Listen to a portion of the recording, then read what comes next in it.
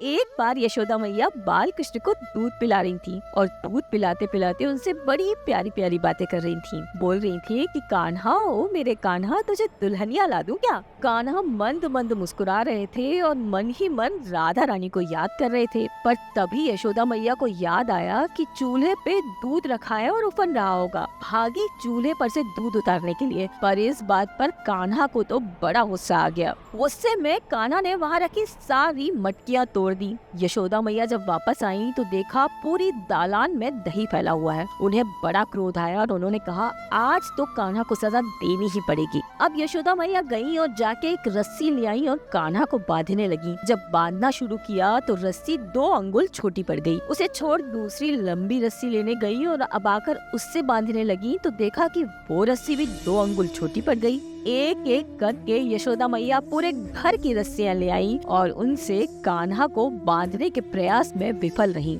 थक हार के एक तरफ बैठ गई और उन्हें समझ आ गया कि कान्हा आज उनके साथ लीला कर रहे हैं। वहीं कान्हा ने जब अपनी माँ को इस तरह परेशान देखा तो देखते ही देखते एक छोटी सी रस्सी में वो खुद बंध गए और माँ से बोले कि मैया, तुमने प्रेम से कहा होता तो मैं यूं ही बंध जाता, तुम इतना क्रोध क्यों कर रही थी? और तब माँ यशोदा को समझ आ गया कि कान्हा ईश्वर का वो रूप है जिसे क्रोध से नहीं सिर्फ प्रेम से बांधा जा सकता है।